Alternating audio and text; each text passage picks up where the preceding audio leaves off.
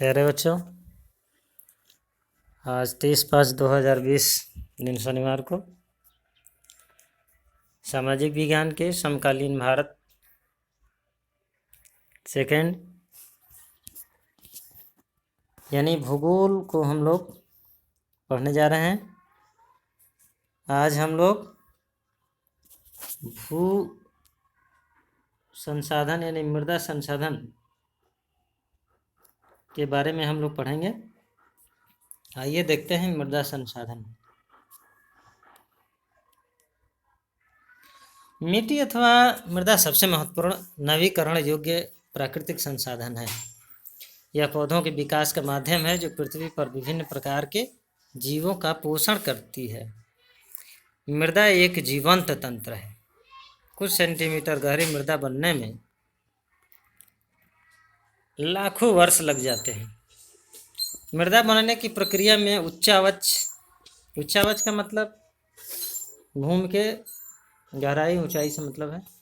जनक शैल अथवा संस्तर शैल, जलवायु, वनस्पति और अन्य जैव पदार्थ और समय मुख्य कारक हैं।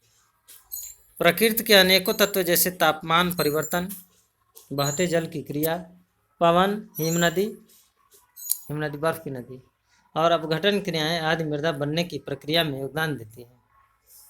मृदा में होने वाले रासायनिक और जैविक परिवर्तन भी महत्वपूर्ण हैं। मृदा जैव यानी ह्यूमस और अजैव दोनों प्रकार के पदार्थों से बनती है। चित्र 1.5 को देखा जाए तो हम इसकी स्थिति को देख सकते हैं। ये ऊपरी संस्तर की मृदा है। दूसरा परत है उप मृदा, अपक्षयित चट्टानें यानी बालू, गाद, सिल्ट, मृत्तिका।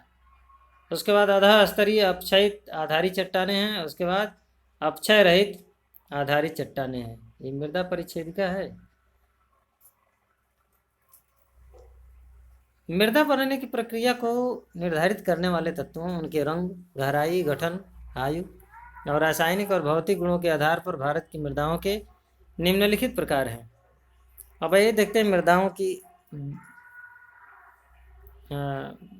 वर्गीकरण। भारत में अनेक प्रकार के उच्चावच भू आकृतियाँ, जलवायु और वनस्पतियाँ पाई जाती हैं। इस कारण अनेक प्रकार की मृदाएं विकसित हुई हैं। आइए पहला देखते हैं जलोढ़ मृदा। यह मृदा विस्तृत रूप से फैली हुई है और देश की महत्वपूर्ण मृदा है। वास्तव में संपूर्ण उत्तरी मैदान जलोढ़ मृदा से बना है।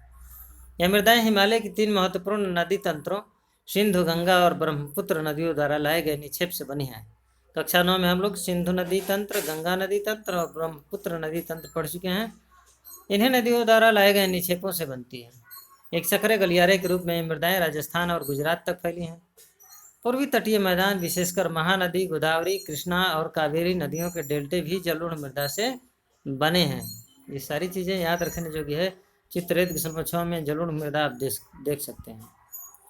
जलोढ़ मृदा में रेत, सिल्ट और मृत्तिका के विभिन्न अनुपात पाए जाते हैं। जैसे हम नदी के मुहाने से घाटी में ऊपर की ओर जाते हैं, मृदा के कणों का आकार बढ़ता जाता है।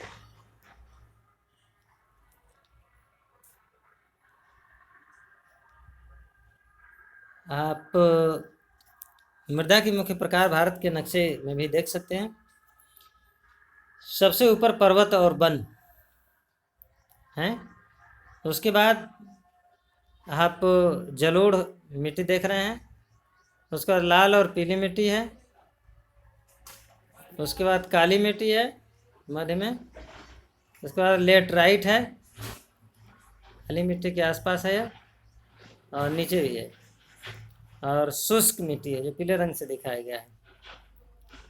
नक्शे का एक बार प्रतिरूप आप जरूर बनाने का काम करेंगे। अब आइए देखते हैं।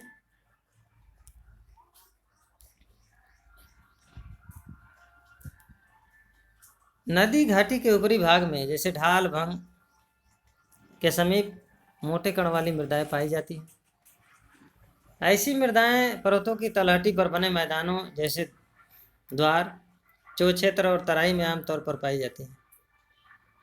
कणों के आकार या घटकों के अलावा मृदाओं की पहचान उनकी आयु से भी होती है। आयु के आधार पर जलोढ़ मृदाएं 2 प्रकार की हैं। पुराना जलोढ़ जिसको बांगर कहा जाता है और नया जलोढ़ जिसको खादर कहा जाता है। 9 में आप लोग पढ़ चुके हैं। बांगर मृदा में कंकड़ ग्रंथियों की मात्रा ज़्यादा होती है। खादर मृदा में बांगर मृदा की तुलना में ज़्यादा महीन कण पाए जाते हैं। जलोढ़ मृदाएं बहुत उपजाऊ होती हैं।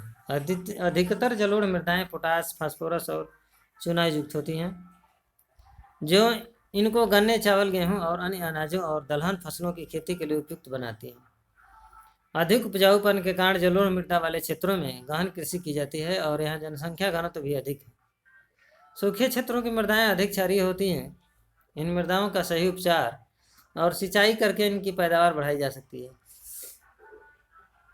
दूसरी प्रकार है मिट्टी की काली मृदा, यानी काली मिट्टी।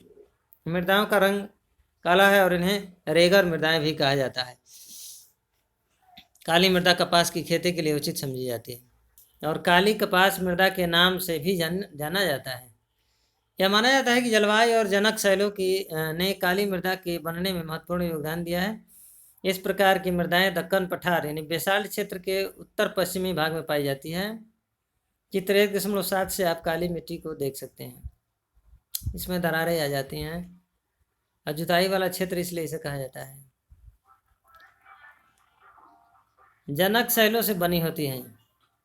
ये मृदाएं महाराष्ट्र, सौराष्ट्र, मालवा, मध्य प्रदेश और छत्तीसगढ़ के पठार पर पाई जाती है। इसमें सौराष्ट्र नाम है, सौराष्ट्र गुजरात से है और दक्षिण पूर्वी दिशा में गोदावरी और कृष्णा नदियों की घाटियों तक फैली है।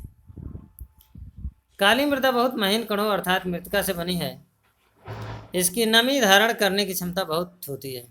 इसके अलावा ये मृदाएं कैल्शियम कार्बोनेट CaCO3 जिसका रासायनिक सूत्र होता है, मैग्नीशियम, पोटास और चूने जैसे पौष्टिक तत्वों से परिपूर्ण होती हैं, परंतु इनमें फास्फोरस की मात्रा कम होती है।